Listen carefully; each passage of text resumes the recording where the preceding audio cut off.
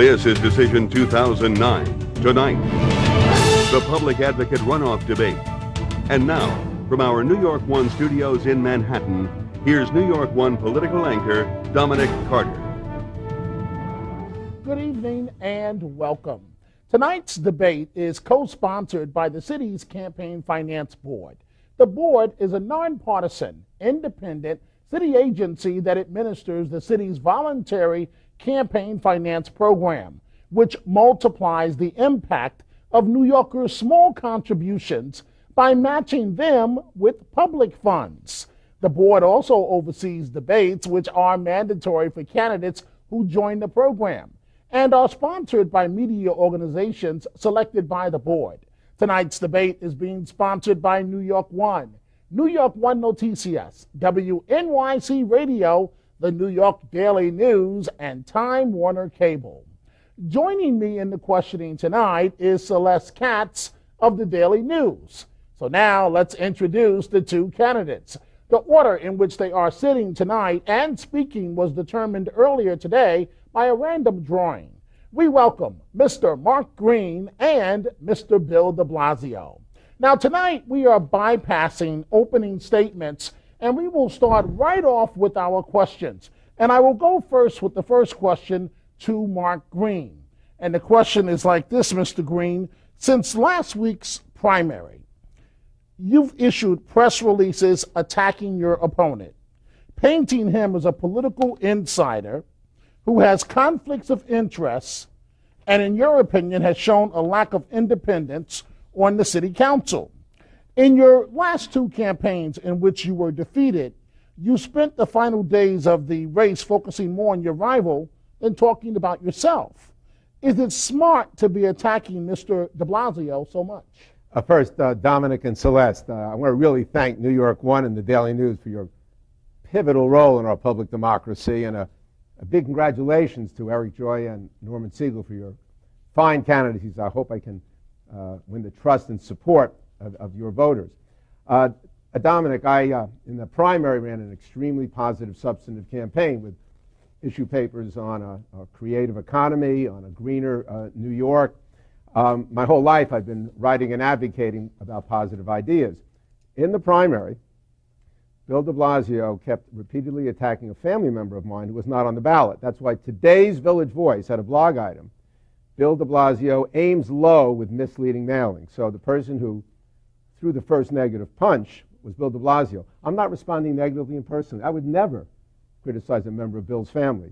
What I'm doing is questioning why he took money from a lobbying group and personal income, why he's using the city council slush fund to give away taxpayer money and then get political contributions back. These are public criticisms based on the public record. Nothing personal, and of course nothing about his own family, which would be below the belt, and it was until now. Thank you very much, Mr. Green. And now, Mr. de Blasio, you have a 45-second rebuttal. Well, thank you, Dominic. Thank you to New York One, Daily News, all the sponsors of this debate. Mark obviously has a long history of negative attacks as parts of his campaign. I feel I may be in very good company, considering he attacked Chuck Schumer during that campaign, Geraldine Ferraro, Andrew Cuomo, Freddie Ferrer. It's a long history. And I think what the public wants to talk about is how do we create more affordable housing for our city? How do we ensure that parents are truly involved in decisions about education? How do we make sure that basic city services are preserved during a tough time economically? How do we create jobs for our residents? That's what the people of this city want this campaign to be about, and from the beginning, that's what I've focused on. But Mark is reverting to form and focusing his efforts on attacks. And you know what? I just don't think the public are going to buy that in general, and they certainly are not going to buy that he's not a political insider, considering he's run for office for most of the last 30 years. So I'd like us to focus today, and I hope we will, on housing, on jobs, on the economy, on education. That's what I'm going to be talking about. If I might, let me repeat. Today's Village Voice attacked Bill de Blasio because of what they called his misleading mailings that aim low. So when he says from the beginning, gee, I've been positive, that's just false according to the Village Voice. And when Bill throws out a list of candidates, let me say, I once did run against Chuck Schumer. He congratulated me after the primary and lauded me for joining with him. So what he said is false and misleading, because it was he who was, I was completely positive and substantive, when every reporter who watched the prior debates, as Dominic, you and Celeste did, saw Bill being personal and negative. So it's disingenuous and tactical for him now to complain. I'd love to talk about positive issues, but he has to answer questions about his pattern of misconduct when it comes to money before the council. Well, there is no pattern of misconduct. That's Mark, again, throwing a bomb for his own purposes. Look, I've been a public servant for a long time, and I think I've done it with independence and with real devotion to public service. That's why I was honored to be endorsed by the New York Times and by the Citizens Union. That's why I'm very proud to say that just today I've been endorsed by one of my former opponents, Eric Joya. And I also have been given a seal of approval by the Campaign Finance Board because we have received continuing allocations of matching funds. In fact, I've received more matching funds than any other candidate. So I think my record is clear. And again, what I'm trying to focus this election on is what I hear from New Yorkers who I talk to every day all over the city. Jobs, education, affordable housing, the things that the public advocate can have a crucial impact on, and we need a strong public advocate who can stand up for everyday New Yorkers. That's what I want to be. Okay, gentlemen, thank you very much. And now Celeste has a question for Mr. de Blasio. Celeste? Good evening, gentlemen. Since you bring up actually Eric Joya, this is an interesting question. Both Mr. Green and Mr. Joya raised questions during the primary and now during the runoff about some paid consulting work that you did for a group called Progressive America Foundation, which has some ties to the Working Families Party. Obviously, there have been some questions about the Working Families Party. Some of their dealings have been looked into by the Campaign Finance Board. I know that you got the go-ahead from the Conflict of Interest Board to do that work, which I believe involved fusion voting. But the question is, you know, there are still some charges of maybe being too closely tied to these groups. Mr. Green has called you ethically challenged. I mean, how would you respond to that, you know, substantively on what you did for them? And how would you tell the voters that you can be independent given that you have been a paid employee of one of these groups? Well, again, you mentioned Eric Joya. I just want to state again, I am very proud to have received his endorsement today. I think it is always an important moment when a previous opponent reaches out and says, you know what, I didn't make it, but you're the right person for the job. And I really appreciate Eric's joining our campaign. Now, on the question of that work in the past, that work involved trying to reform election laws, trying to make sure that there was more representation and more democracy in other states. It was not here in New York. It was in states like Maine and South Carolina and New Mexico. And the work, when the idea was presented to me, it struck me as important work, but something that clearly needed to be vetted by the Conflict Interest Board, which is the ethics panel for New York City. And I don't pretend, maybe I have a difference with Mark on this, I don't pretend to know better than the New York City Ethics Board. I presented all the facts to them. They asked a series of questions. I responded, and they said, this is appropriate. And I did that work for 5.5 months, and then at the end of 2006, ended that work, and have not had any outside work from the council since that point. So I think it was valid work working on electoral reform, and again, vetted by the highest authority in this city when it comes to ethics. And Mr. Green, do you, does that sound good to you, or still have some questions? Celeste, let me quote the Daily News of last Friday. They criticized Councilman de Blasio. Bill, you shouldn't have taken $33,000, equal to almost the average income of a New Yorker, from a lobbying group that has interests before you. It was unethical and it was wrong. Now, Bill's answer is that the Conflicts of Interest Board approved it. The Conflicts of Interest Board sent a letter to him saying, we approve of your $6,000 contract if you follow the following conditions. It was $33,000. And Bill de Blasio, to this moment, has never released the letter he sent to the Conflicts Board. Here's the key. The group, the Progressive America Foundation, may be fine people. It is controlled by and created by the Working Families Party and Acorn. I like those groups. They created a not-for-profit, and in effect, the Working Families Party and Acorn put $33,000 into his pocket while they lobby him at the city council. So when they visit him, who does he represent? You or his employers? This is a criticism of the Daily News last Friday. And to this moment, Bill, I'd love if you would release the letter you sent to the Conflicts of Interest Board, because if you didn't disclose that the money was in effect coming from your supporters and a lobbying group, that would be misleading and I think unethical. Well, first of all, I met with Celeste and some of her colleagues at Daily News the other day, and I am providing some additional information to them that I think makes very clear that everything was vetted fully by the Conflict of Interest Board. Look, again, I am a devoted public servant. I have been all my life. I pride myself in independence. That is, again, why I am honored to have been endorsed by the Citizens Union, the leading good government group in this city, by the New York Times, because I have been focused on serving the people of this city. And when anyone has an opportunity to be involved in any other type of work, they must go to the Conflict of Interest Board and present the information. That's what I did. And the record will show. I presented the information. It was appropriate. It was accurate. I answered a series of questions. And the Conflict of Interest Board made its decision. I don't presume to know better than them. I think they made a fair decision. And the work involved electoral reform in other states, which is perfectly appropriate. If I could, you'll notice that Councilman de Blasio did not say he would or has disclosed what he told the Conflict of Interest Board. Now, he is proud of his endorsements and should be. I am very proud that I've been endorsed by the National Organization for Women, Gloria Steinem, Bobby Kennedy, and by the way, just yesterday in the week where some alleged al-Qaeda suspects were apprehended planning to do harm in New York City, 3 police unions, the only ones that have endorsed me, the lieutenants, the detectives, and the captains. But it's not about endorsements. It's about independence. And I'll tell you, if I had taken money from real estate interests, put it in my pocket, and then was lobbied by the real estate interests, I would be rightly condemned by New York One and the Daily News. That's what Bill de Blasio, in effect, did. And his answer is, trust me, I'm independent. I wonder how independent he can be when 99.5% of the time he votes with the Speaker of the City Council. That doesn't sound like independence to me. I am an independent advocate. No one ever questioned my integrity, ethics, or pay when I was public advocate. I mean, it's interesting that Mark raises the real estate industry, and this is the point I made in the past, and it was a fair and appropriate point.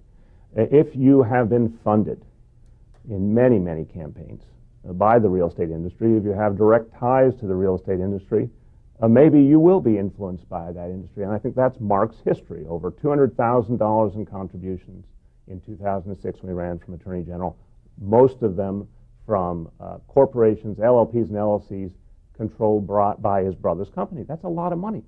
Almost $1 million in donations from the real estate industry when he ran for mayor in 2001. That is a legitimate concern. And that's some of why I raised the issues in the past. I said, if you've gotten that kind of support and more recently been paid by a firm related to your brother's firm, the public has a right to know what that means. Those are real issues.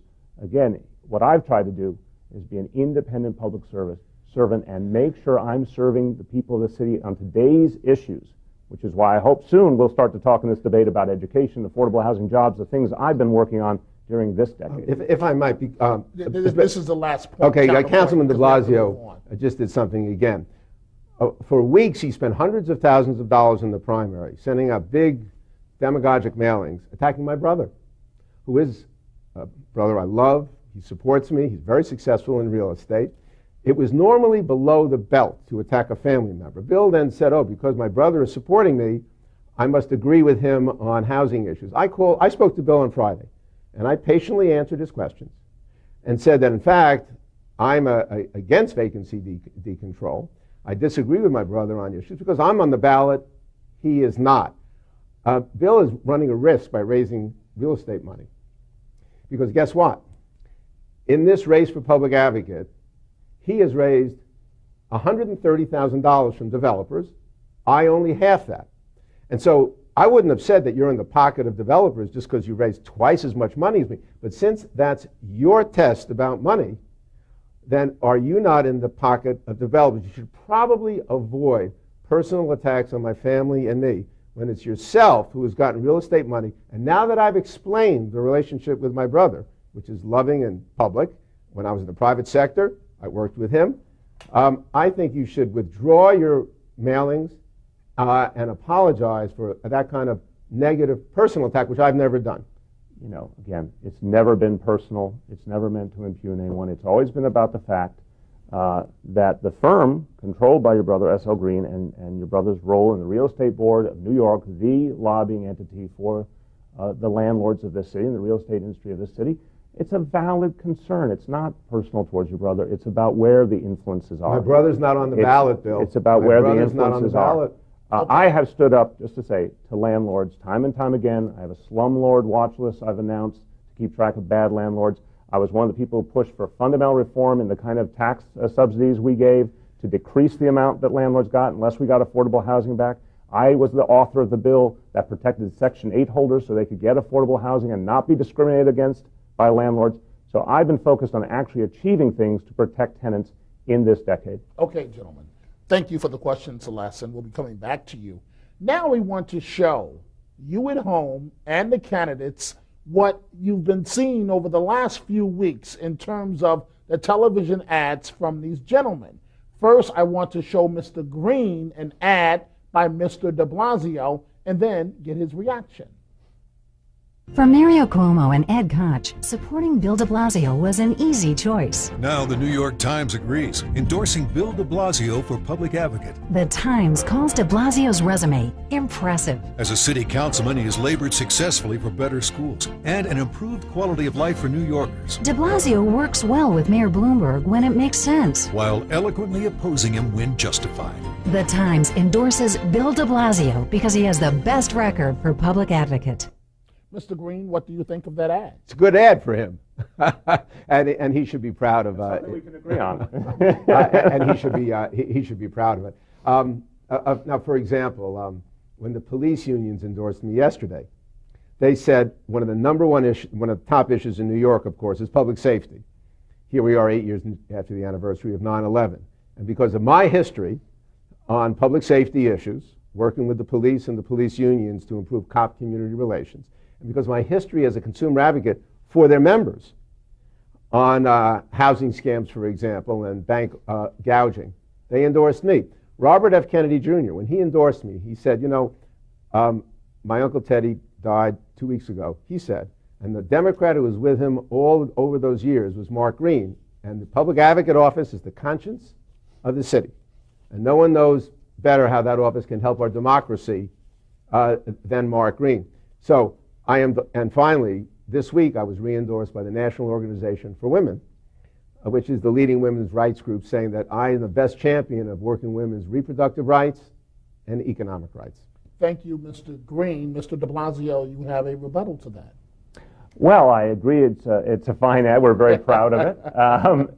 Look, I've been very honored in the last few days to receive a number of endorsements. In fact, the corrections officers endorsed just today, the retail workers, the Central Labor Council, several Congress members. It's been, I think, a show of support these last few days as we've been building this campaign further. And I'm very proud to be running a 5-borough campaign that's really reaching out to the grassroots and talking about the issues affecting New Yorkers. So I think that ad gets to the kind of broad support. I'm so honored to have the support of Mario Cuomo and Ed Koch, two of the giants of public life in this city and state over these last decades. And I think that ad really gets to it. Fair enough. Now, Mr. de Blasio, let's watch one of Mr. Green's ads. There are moments in our lives when just words are not enough.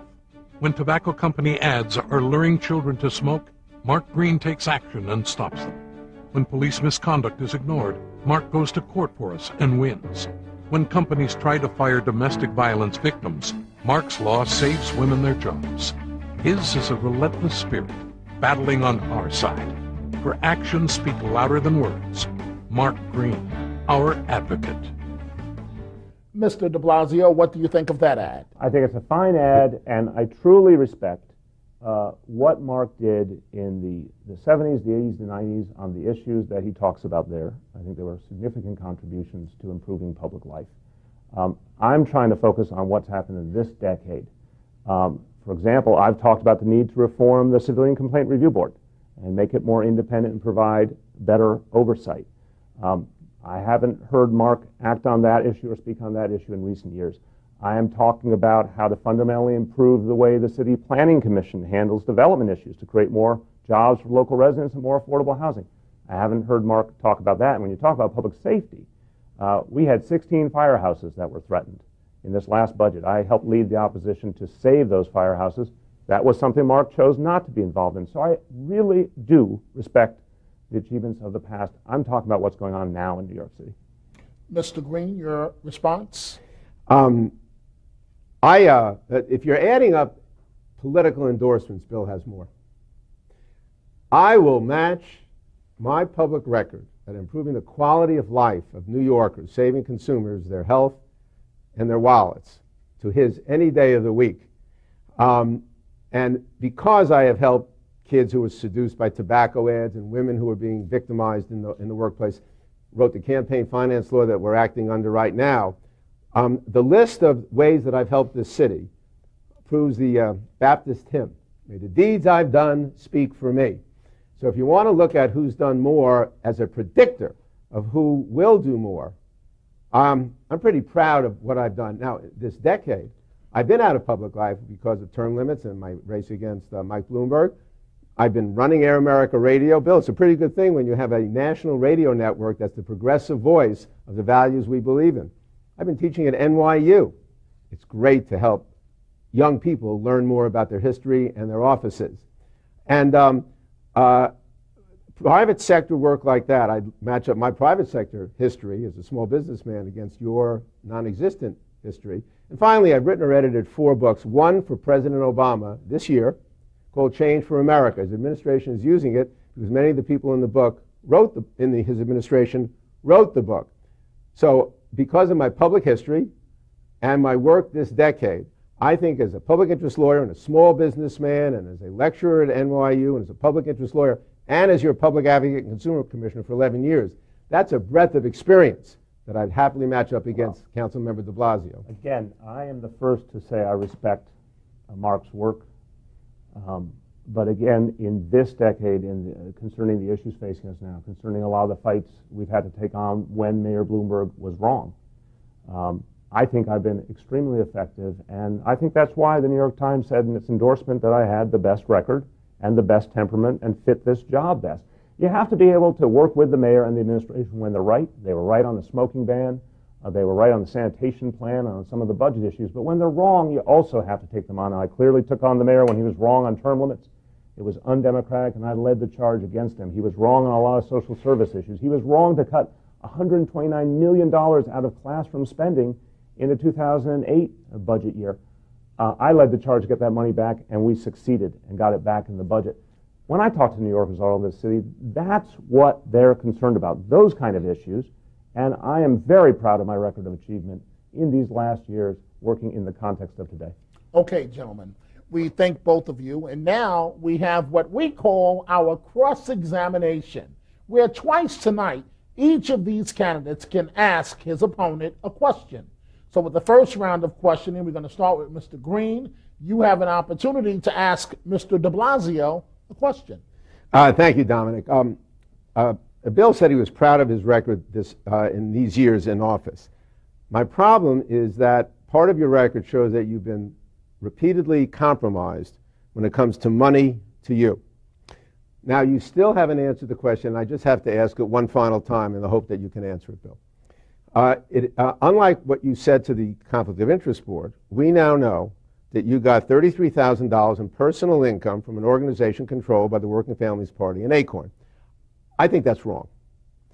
And so will you now say that you give the money back because it's simply wrong to take personal income from a lobbying organization while you're a sitting council member? And will you, yes or no, to quote Dominic Carter, well, we're getting to that. Will you disclose the letter that you sent the Conflicts of Interest Board, which can resolve this compromised position that you put yourself in? One last point. When I was public advocate, instead of taking money from an interest group, I gave $20,000 back to the city when they gave me an automatic pay hike during a downturn. I turned money away.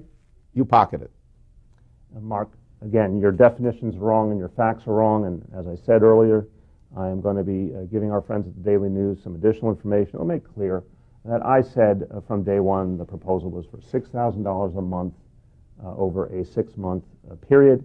It ended up being 5.5 months, $33,000.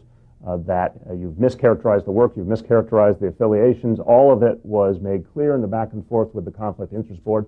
The Conflict of Interest Board is a serious group of people that make serious ethics decisions. They had a lot of information, and they looked at it and they said this is appropriate. The work I was doing was on electoral reform around the country. I'm proud of that work because it was about expanding democracy and citizen involvement.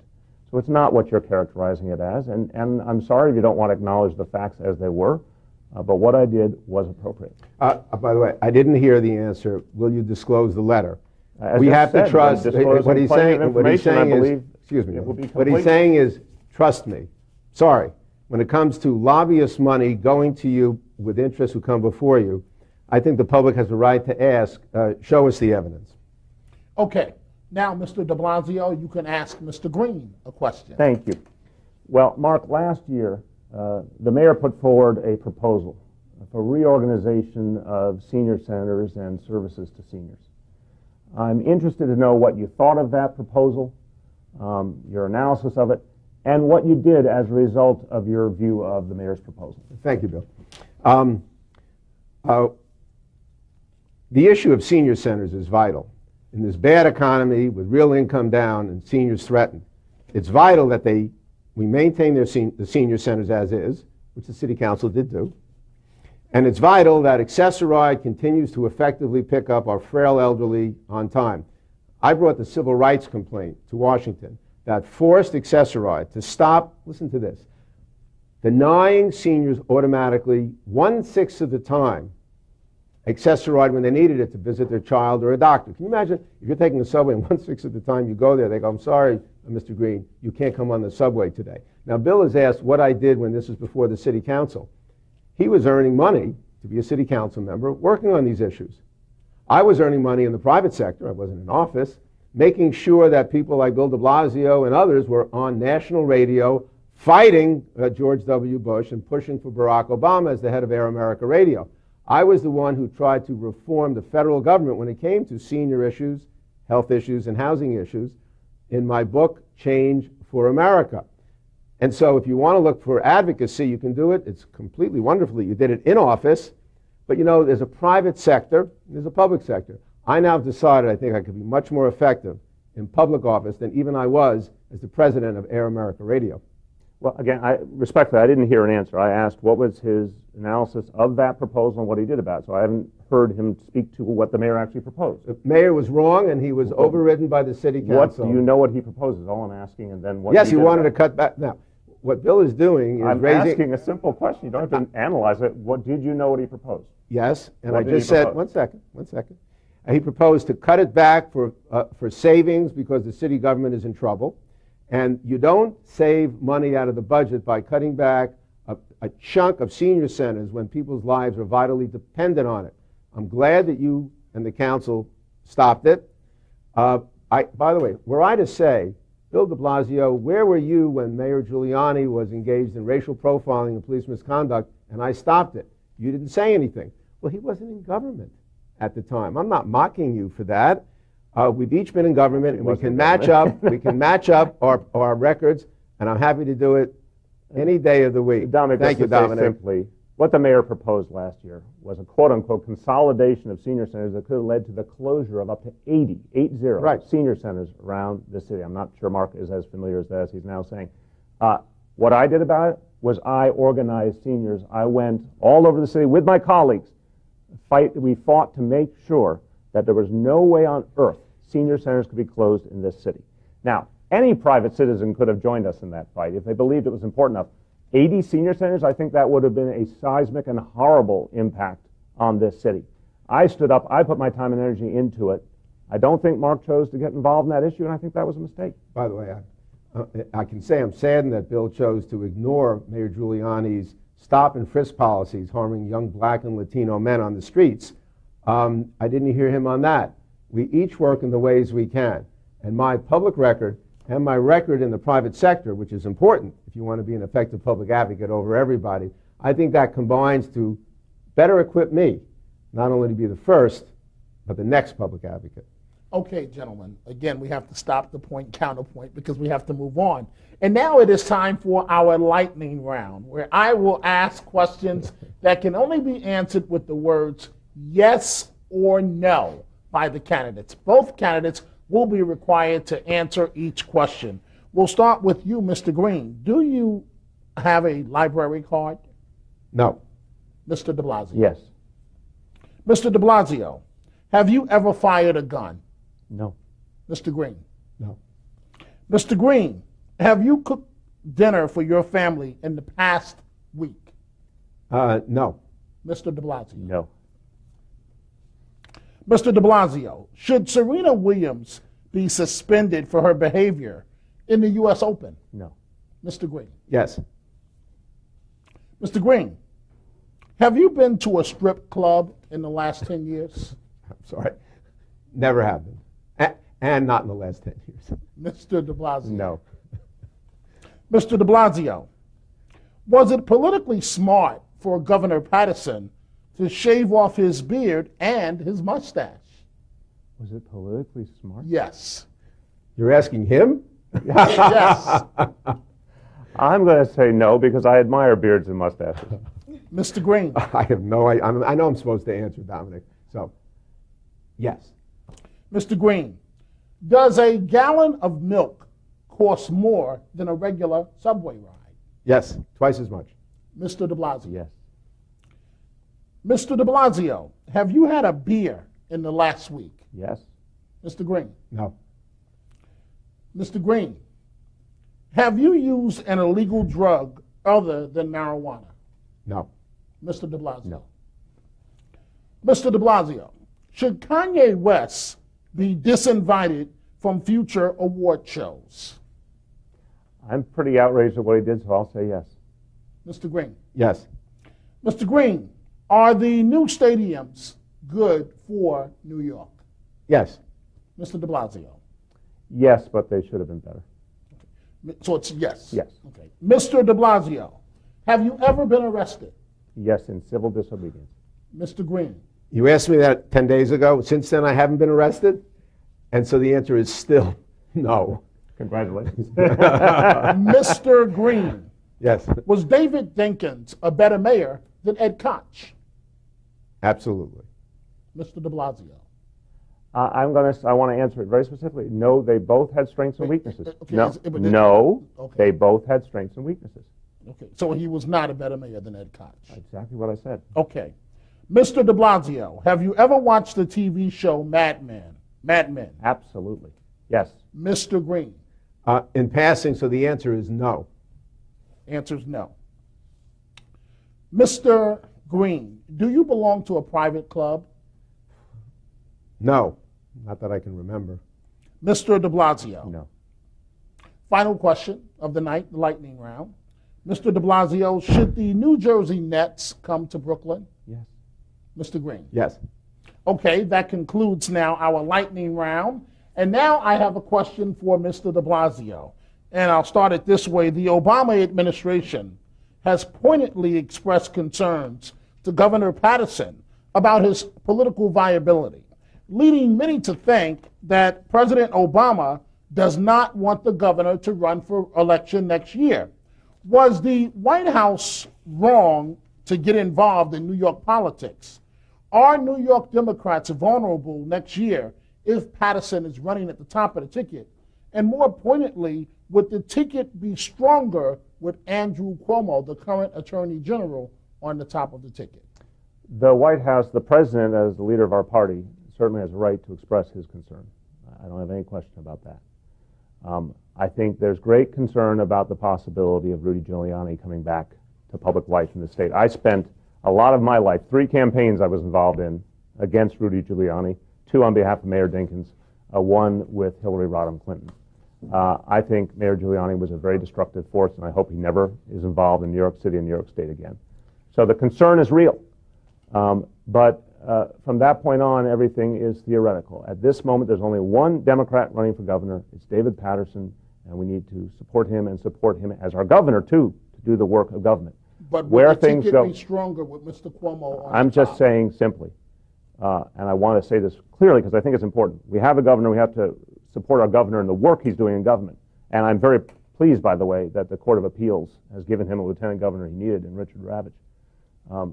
But we have only one candidate for governor from the Democratic Party at this moment is David Patterson, and I support him because he is our candidate now, and I'm not going to speak against him. Mr. Green, your rebuttal? It's not so much a rebuttal. I largely agree with Councilmember de Blasio. First, Rudy Giuliani was a destructive force in the city. No one worked harder or I think more successfully to stand up to, expose, and defeat Rudy Giuliani than I did on police misconduct, when he tried to change the city charter with the Office of Public Advocate, when he tried to put an incinerator in Williamsburg, and Councilmember Fisher and I helped defeat it. Bill wasn't there then because he was doing other things. He was running political campaigns. He was a political consultant, which is fine.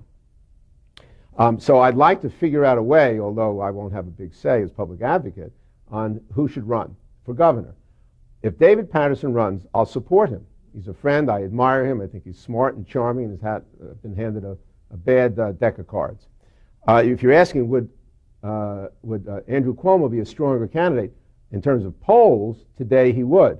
But it's up to neither of us to speak for him or David Patterson on what the final contest will be. I just hope we have the strongest candidate possible to deter or defeat Rudy Giuliani, who would be a disaster for our state and city were he to be governor. Mr. de Blasio, Mr. Green just answered the question. Yeah. Would Cuomo, as it stands now, be a stronger candidate? I agree, and I'm happy to agree with Mark. I think he's right when he says the polls at this moment suggest that. But again, let's talk about right now in our state, serious issues facing us. Again, I support what the governor is doing to try and work on those issues. And again, I'm very happy he has lieutenant governor to now support him. Thank you, gentlemen. And now Celeste has a question for Mr. Green. Mr. Green, you came up with a lot of ideas during your time as a public official, as a private citizen, and now as a candidate to improve the city. I believe you had 100 ideas to make New York City better, has been part of your campaign. So my question to you is, why have you repeatedly said, and why does it say on your website now that you came up with 311? Sure. Because from everything we can tell, you didn't. Yeah. It was proposed by Mayor Giuliani months before you, in his, I believe it was in one of the State of the City addresses, and you were certainly a very strong advocate for it, and obviously it was enacted. Mayor Bloomberg has, I believe, thanked you or credited you or yes. spoken about you, but why do you say you invented it when you didn't? Yeah, I didn't say the word invented, Celeste. What my website says, and I've said, is that I initiated the idea of 311 to its completion in New York.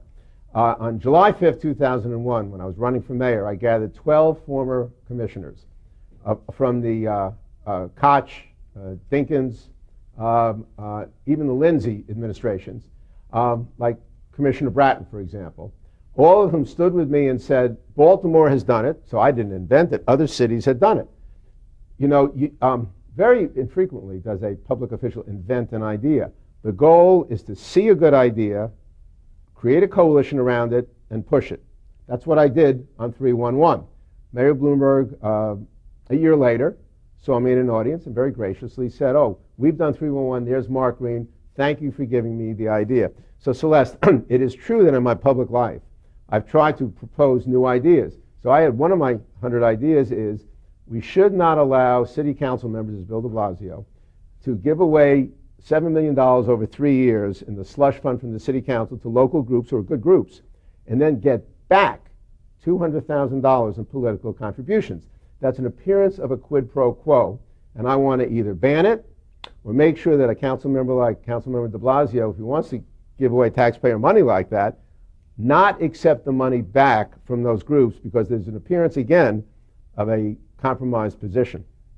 Councilman, you want to respond either on 311 or contributions or both? I'll talk about a couple of things. First of all, again, I'm not sure Mark understands how much the support we provide to senior centers, to youth leagues and after-school programs and community-based nonprofits, how much it matters for their survival and their ability to serve our communities. There's no quid pro quo. There are very clear limits. There's clear disclosure rules. There's all sorts of clear stipulations about what people are involved in local organizations can and cannot do politically. And by the way, many of them choose not to get involved politically at all. So I think it's actually offensive to suggest they're doing something wrong when they're not. It's offensive to suggest there's a quid pro quo when there isn't. I would say on the previous point about 311, we all have to be honest about where we get our ideas from and who we work for and work with. I have always said, for example, when I put together the work I did to protect folks who have Section 8 vouchers for affordable housing, to stop discrimination against them, the Legal Aid Society brought that idea to me, and I worked with them for 4 years to get that passed. When the Natural Resources Defense Council came to me and said, we need an electronics recycling program in New York City, we'd be the first city in the country to have one, I put together legislation and I shepherded it through the City Council, and we overrode the mayor's veto, and we're going to have electronics recycling in the city now. But the Natural Resources Defense Council deserves the credit for putting together the idea. I think it's important to work in a coalition with other people and to show that you honor their contribution as much as your own. If I might, the criticism about using public taxpayer money from the City Council slush fund and giving it to good groups and then accepting money back from the heads of those groups is not an invention of mine. Dominic, you moderated a debate among the 4 city council members running for controller at that time. All 4, Lou and Weprin and Katz and Yaski, said that what Bill de Blasio does is a bad system. They criticized it. And John Liu, who was in the runoff for controller, said it was so bad that he intended to or already did give the money back. So the question now is, since all 4 controller candidates disagree with Councilmember de Blasio, will you give back money that you took from members of groups that you gave taxpayer money to? You give our money to them, and these are fine people who may feel coerced to give money to you to maintain the item. Do you agree with John Liu, who said it was wrong?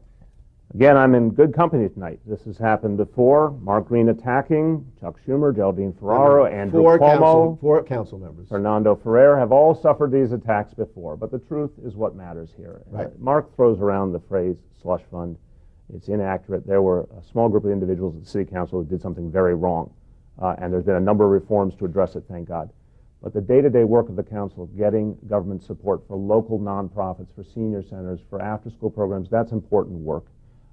My colleagues who are running for comptroller have their own view of what's the best reforms we need. I've suggested other reforms, more auditing, putting all requests for government support online early in the budget process so that anyone in New York City can see who's asking for support and why.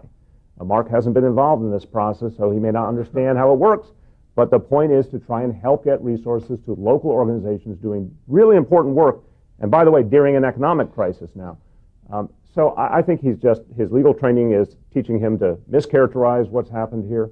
I'm very secure that we've made reforms, we're continuing to make reforms, and the process has got a lot of good disclosure and a lot of good oversight in it, and we'll keep doing it. You're right. I have not been involved in that process. I would not be involved in a process where I gave public money to good groups and then took the money back. Bill, all you had to do was, what it said, help a senior center or a little league and say, by the way, don't give me money back because it looks like I'm being compromised. That's what the controller candidates did, and you happen to disagree with them. Let me just be clear.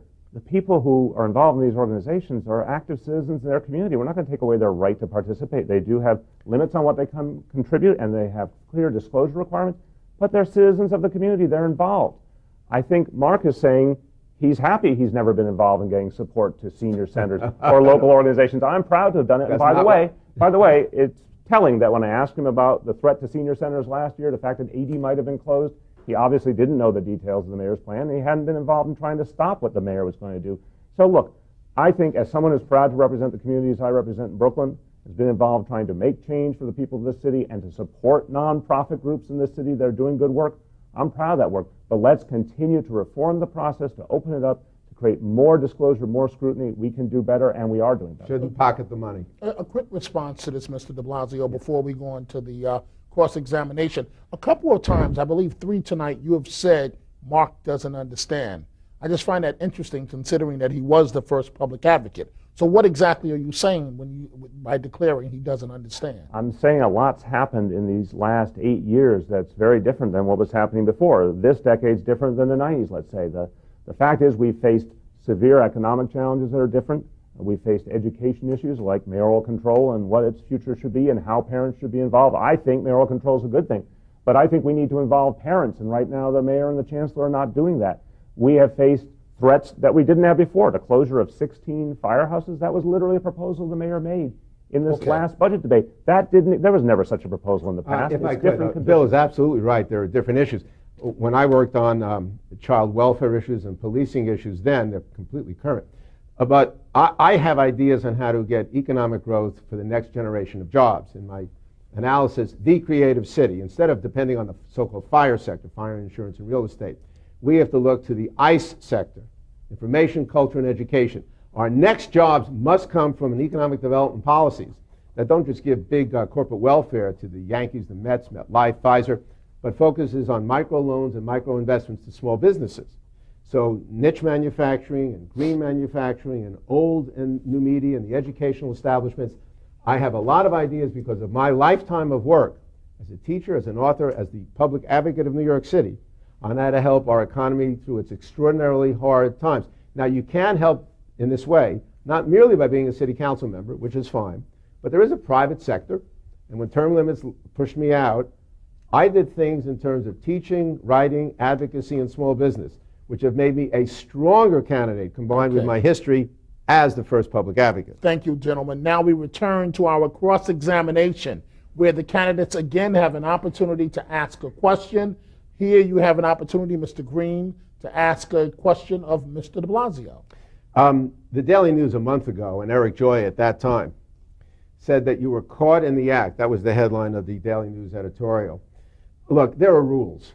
We have a campaign finance system, and I wrote the 98 law that in part governs us still. So I've been an advocate of campaign finance my whole life. The Campaign Finance Board did an extraordinary thing.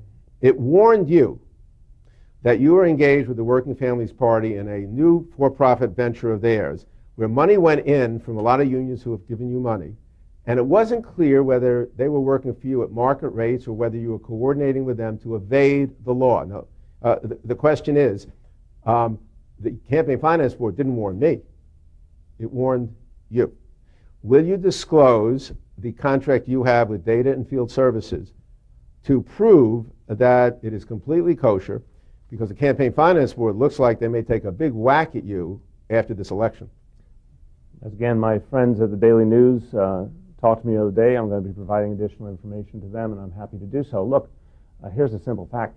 The Campaign Finance Board constantly talks with campaigns about the work they're doing and how to work within the rules, the very stringent and appropriately stringent rules of the New York City campaign finance system. It's the most rigorous in the country, and it should be.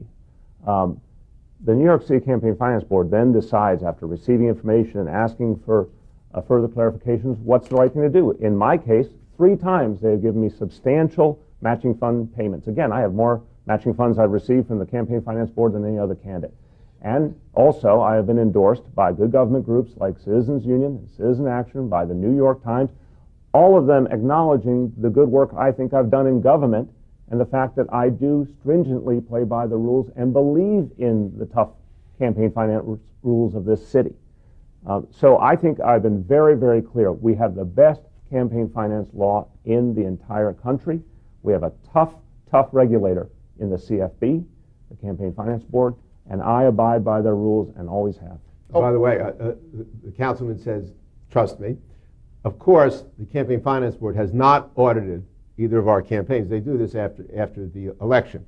And so to say that they've sent us all monies, which is true, but they were the ones in an unprecedented way which warned not my campaign to follow the rules, but they warned you that you had better follow the rules because there was some evidence that you were working with a political party outside the Democratic Party whose affiliate members had given you a lot of contributions and now may be giving you more, evading the spirit, if not the letter, of the Campaign Finance Board. That's what the Daily News concluded. And if your answer is you spoke to your friends at the Daily News, fine. Let's see what the Daily News says, having heard from you. I just want to say 2 things. I find it ironic that Mark's attacking the Working Families Party, that he worked very hard to get the support of himself, as did Mayor Bloomberg, by the way.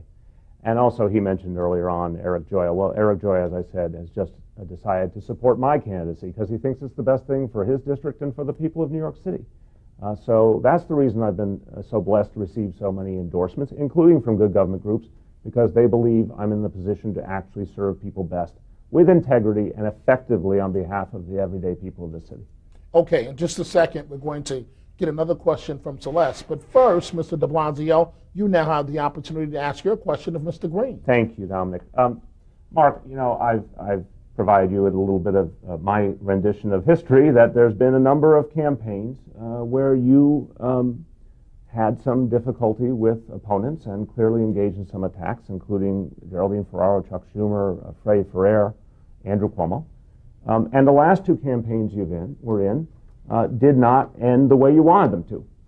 And some people have suggested that that's related to the attacks you made on your opponents. So I believe all of us in life are learning and growing. I hope we're all learning and growing, learning from our mistakes. What have you learned from some of the mistakes you've made, including the last two campaigns that didn't work the way you hoped they would? That's a good question.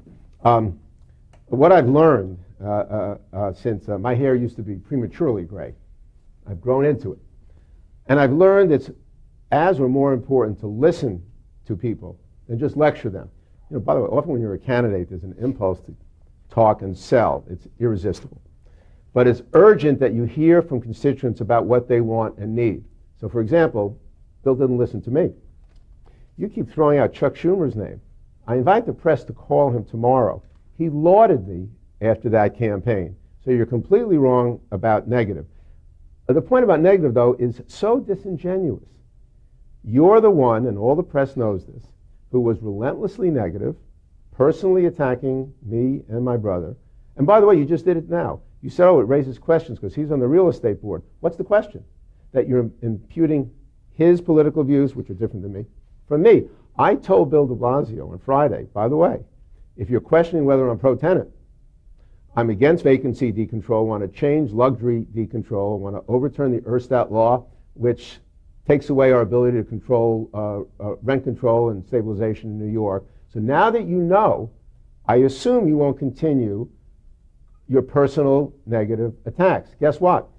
Councilman de Blasio resent a flyer which the Village Voice denounced today as misleading and beneath contempt. And so you probably don't want to go down this road, since it was you who began it, and now it's not just false what you say about me and my family. Now that you know the truth, as I told you on Friday, it's frankly malicious. You know, respectfully, this is Mark framing the facts as he wants them to be. The Real Estate Board of New York is the chief lobbying arm for the real estate industry. They have immense influence and often at odds with tenants and people who have less income in this city. It's perfectly appropriate to say, if this has been a crucial association in your life, including all the resources you got, and no, it's not. You make it personal. It's not personal. What's my relationship? In 2006, the firms controlled by S.L. Green gave, I think, over $139,000 in different types of contributions, different LLCs, LLPs, the real estate industry over $200,000. Again, in 2001, over $1 million from the real estate industry to your campaign. You have a relationship with the real estate industry. It's very close. It's very distinct. There's nothing wrong with talking about it. You say you've done some good pro-tenant things. I take you at your word. So the 2 points are different. I'm talking about what's influencing people and what it means for day-to-day. By the way, well, I don't understand something. You said you mentioned the real estate board. Why are you imputing their views to me? A, my views completely contradict theirs, and B, Bill, you're on thin ice here. When you look at donations in 2009, if you're going to say someone's in the pocket of real estate because they get contributions, you've gotten $130,000, I've gotten half that. So you better be a little careful before you start maligning people because of contributions in the past. If you want a quick response, all I can say is when I did the slumlord watch list, when I did the Section 8 bill, when I did the 421A reform, I assure you there weren't a lot of landlords applauding me and people in the real estate industry. We have very little time left, and so we're going to go to a question from my colleague Celeste, and we will get as many questions in as we can in the very little time that we have left. Go right ahead. Okay, thank you. I'll start with Councilman de Blasio, and then I'll go to Mr. Green. It's a similar question, and the question is basically about principles and trust and getting trust from the voters.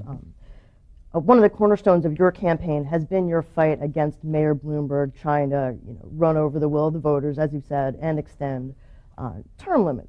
And that was part of the reason, I think, even why you said that sort of put you on the map to run for public advocate when you might have been considering another office in the past. But when you were running for city council speaker back in 2005, it seems to be the case that you thought getting rid of term limits was a pretty neat idea. So if you felt that way then, and you feel this way now, and you're using, that leadership role against Mayor Bloomberg, setting yourself up as the natural counterbalance to him, I mean, how can people know that you're not going to change your mind again about something else in the future? How can people trust you? I said in 2005 that whatever we did, there had to be a very extensive process. There had to be hearings all over the 5 boroughs. There had to be a lot of citizen involvement. What the mayor proposed in 2008 was so undemocratic. It was an attempt to force through the council, ram through the council his vision, and use all the levers of power to get it done. I realized when I saw that happening that was absolutely wrong and it needed to be stopped. And bluntly, we see things over the course of our public career that teach us what's right and wrong. And the position I took was that not only did we have to stop what the mayor was doing, but I had to help be a leader in that effort, help organize council members, reach out to the grassroots, work with civic organizations, and we mounted an extraordinary opposition to what the mayor was proposing on term limits. In fact, it was the closest vote in the history of the New York City Council. We came very close to beating him, and then when we lost, I was one of the plaintiffs in the lawsuit to try and win in court and stop the mayor's term limits bill. So I think what became clear to me in 2008 was there was only one correct place to be, and that's the position I took, and that's the position I believe in. Mr. Green, do you want to respond to that? And then my question to you, sort of the bonus round question is, obviously, you've changed your mind about certain things too. Back in 2006, after you ran against now Attorney General Cuomo, you said that you would not seek public office again in the future. Here we are on New York One in another race. So how can people believe you? How can people take you at your word when you might be seen as saying one thing and then later, when circumstances change, possibly doing another? Yeah. 2 things. One, I made a judgment in 2006 that I didn't want to run for office again. So I went into the private sector and ran Air America Radio and taught and wrote. And then, when the economy went south, when Bloomberg did term limits, when Betsy Gotthard said she wouldn't run, and when I got inspired by what President Obama was doing in Washington, I thought, gee, I think I can have better service in public office than in private office. I think my passion for public service is more a virtue than a vice, and I'll let voters decide. However, what Bill just said was misleading. Articles in November of 2005 quote him as saying, well, yes, let's have hearings on whether we should overturn 2-voter referendum on term limits, and then let's do it. He just said, well, we have to have extensive hearings. No. In this exact studio at New York One, because he was running for speaker and was catering to colleagues whose vote he wanted, he said, let's overrule the will of the people and extend term limits. Now, in 2009, he completely flip-flopped. What was common in both? What was good for him. I do believe that he is a quintessential political insider, according to the Brooklyn paper and the Daily News. And that kind of flip-flop, along with the money he's gotten from developers and the personal income he's taken, show that's what he's been over the course of his public life. Okay, we're short on time. We have to now move to closing statements, and we start with you, Mr. Green. The Public Advocate Office has to be about the next New York, a 21st century city. It has to be about your future and your families. The issue is, who can you best trust to be on your side fighting for you in the bureaucracy and over City Hall? I think a known, trusted advocate should hold the advocate's job, not just a skilled politician. And so my successful work on police misconduct, on 311, on protecting domestic violence victims in the workplace, for example, on child welfare and the campaign finance laws, show what I can do. But also my ideas for the next New York about how to reduce child obesity, shrink class size, K through 3, protect our existing housing stock, show that my orientation toward new ideas to old solutions is vital. Of course, I'd like your support. But more important, I'd like you to vote. People have commented on how it was the lowest turnout in 50 years in the primary. Please remember the poet who wrote, voting is like speaking to your grandchildren. So please, if you think it's urgent and vital to speak to your grandchildren, to help your city and your community, please vote, because your families and your lives do depend on it. Thank you. Thank you very much, Mr. Green. And now, Mr. de Blasio. Thank you, Dominic.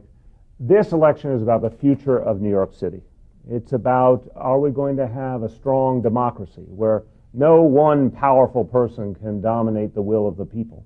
Is it about the fact that our parents need to have a serious role in making decisions about their children's education? Is it going to be about creating affordable housing and jobs for local residents? Is it going to be about making sure there's fairness and accountability in the relationship between the police and the community? And is it going to be about protecting those among us who are vulnerable, children, seniors, folks who might become homeless? I think it is about all those things. I want to be a strong public advocate who can stand up to the mayor, whoever the mayor is, who can organize communities for change. Look, I want to work with whoever's mayor when they're right, but when they're wrong and when they're ignoring the will of the people, I want to take that mayor on, and I want to organize people for change. There's a lot to do in this city, and we need a lot more democracy, which is why I did stand up to Mayor Bloomberg and led the opposition to him on term limits when he was wrong. But I am sure a strong public advocate working on behalf of everyday New Yorkers can make a big difference.